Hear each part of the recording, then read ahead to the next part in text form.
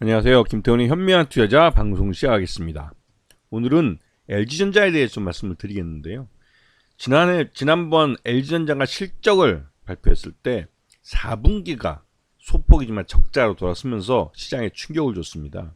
그도 그럴 게 이 LG전자가 나름 시장에서 장사를 잘했고 작년 그 하반기에 경기가 침체로 빠졌는데도 불구하고 이 LG전자가 3분기까지 사상 최대 그 영업이익을 올리면서 시장의 기대감을 한껏 올려놨었습니다. 하지만 이 LG전자가 4분기 때 단기 순손실을 보이면서 시장에서는 좀 굉장히 실망하는 투자자들이 많아졌죠. LG전자가 그렇게 그 회계를 할 때 이 일부러라도 이렇게 떨어뜨린 게 아닐까라는 의구심이 드는 정도로 이 4분기 그 손실은 규모가 764억 정도밖에 안 됐어요. 이 정도면 LG전자 같은 규모의 회사라면 비용 쓸 걸 덜 뭐 이연시킨다든가 하는 방법으로 해서 충분히 흑자로 만들 수 있었습니다. 아마도. 하지만 안 했죠. 다 이유가 있었을 겁니다. 자, 작년 실적을 놓고 보면 전반적으로 매출 외형도 꾸준히 잘 성장하고 있고 뭐 각 사업부별로도 나름 뭐 잘하고 있는데 특히 눈에 띄는 건 VS. 이 VS가 이제 vehicle 자동차 vehicle 쪽인데 이 자동차 쪽 전장 쪽은 지금 이 분기별로 해가지고 1년 연간 10조 원을 매출액을 돌파를 했습니다. 이게 나름 의미 있는 숫자를 보여준 것인데 그만큼 이 자동차 전장 쪽이 LG전자의 핵심적인 사업부로 커갈 거라는 것을 잘 보여주는 거죠. 그래서 지금 연결 기준으로 봤을 때 경영 실적을 보시게 되면 솔직히 그 순이익이 764억 정도 적자가 나면서 왜 저런 적자를 만들었을까 라는 의구심이 드는 거예요.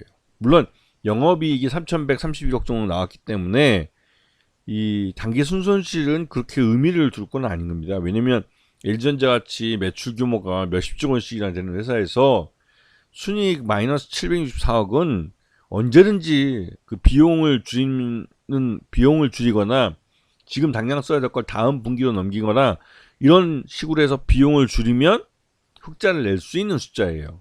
저 숫자에 너무 이렇게 하지만 저렇게 적자를 낸 이유가 있을 거라는 겁니다. 지금 LG 쪽에서 가장 성장성이 빠른 건 전장 쪽 분야입니다. 이 전장은 LG같이 굉장히 보수적이고 인화 단결을 얘기하는 회사가 적극적 M&A를 통해서 시장을 넓혀가고 있는 분야이기도 하죠. 지금 보시게 되면 LG전자는 ZKW라는 회사와 LG 마그나 이파워 트레인이라는 그 캐나다 자동차 부품업체 마그나와 합작법인을 세우기도 했고 알루토라는 회사는 차량용 인포테인먼트 이런 쪽에 플랫폼을 갖고 있는 웹 OS 오토 확장을 하는 업체인데 이 업체도 이제 인수를 한 걸로 알려져 있죠. 자, 그러면서 이 LG전자가 이렇게 이제 자동차, 전기차 분야의 여러 분야들을 섭렵하고 그렇게 기술을 공부하고 했던 이유가 뭔지 이제 궁금해지는데 그게 바로 이제 LG전자는 애플의 주요 부품 회사로서 이 애플이 전기차를 만든다고 한다면 그 전기차를 위탁 생산하는 업무를 하고 싶었던 거죠. 이게 그 대만의 이 칭하이정밀이라는 회사가 중국에다 폭스컨이라는 회사를 만들어 가지고 세계 최대 ODM 회사를 만들었습니다. 그러니까 OEM 회사를 만들었죠. 그 OEM 회사의 물건을 사주는 게 바로 애플입니다.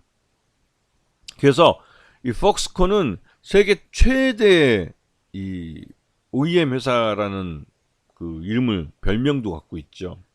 LG전자는 전기차 분야에서 그런 폭스콘이 되고 싶고 또 칭하이 정밀이 되고 싶었던 것 같습니다.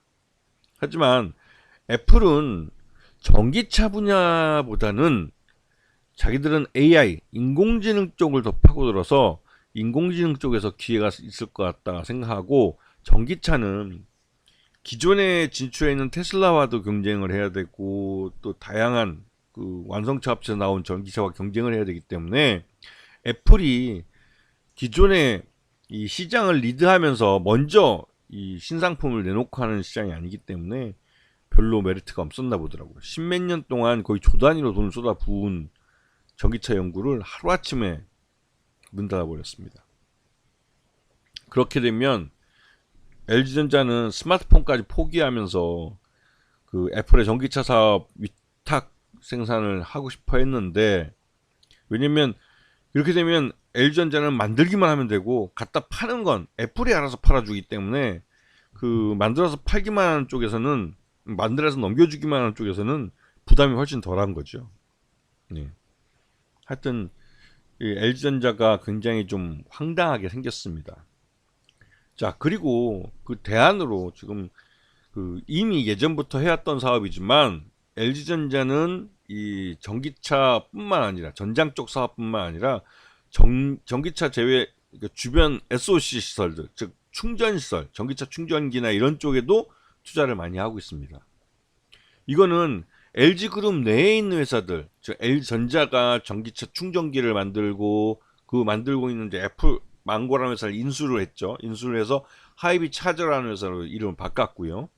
LG U 플러스는 전기 충전 플랫폼 볼트업을 갖고 있고, LG 이노텍은 컨버터 등 충전용 부품을 생산해서 이들 업체에 납품을 하고 있죠. 그러면 이 LG 내에 이러한 계열사들 모두 모아놓으면 실제로 전기차 한 대를 만들 수 있습니다. 그만큼 LG전자는 이 전자업계에 대단히 실력 있는 회사고 능력이 있는 회사입니다. 그래서 그 LG가 결국은 소니처럼 전기차를 직접 만들려고 하지 않을까라는 기대감을 갖게 합니다. 왜냐면 애플이 이 전기차 시장에 뛰어들지 않으면 그 애플의 전기차를 만들 수 있는 실력을 가진 LG전자가 애플의 그 위상을, 그러니까 애플이 전기차를 런칭했다면 가질 수 있었던 그 위상을 LG가 탐을 낼 수 있는 거죠. 자, LG전자의 지난 2023년 실적 기준으로 적정 주가는 10만 5천 원 정도 됩니다.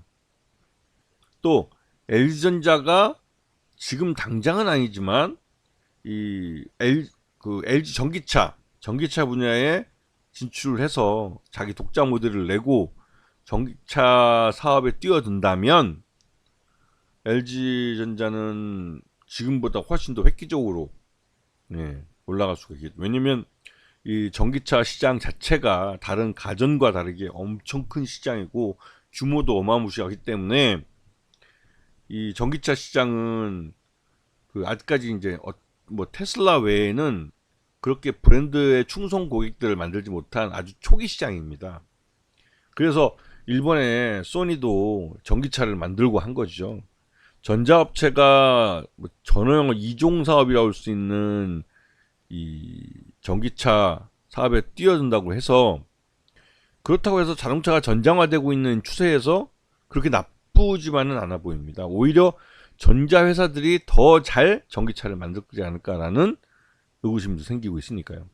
하여간 LG전자는 지금 고민이 많을 겁니다. 목표는 애플의 그러니까 애플의 전기차를 위탁 생산하는 게 목표였는데, 결국은 그 애플 자체가 전기차를 못하겠다고 하니 결국은 그 LG전자가 독자적으로 전기차 사업을 할 가능성이 높다는 생각이 좀 듭니다. 이거는 앞으로 그 LG전자 경영진들이 결정해야 될 문제이기 때문에 지금 당장 우리들 눈에 벌어질 일은 아니죠.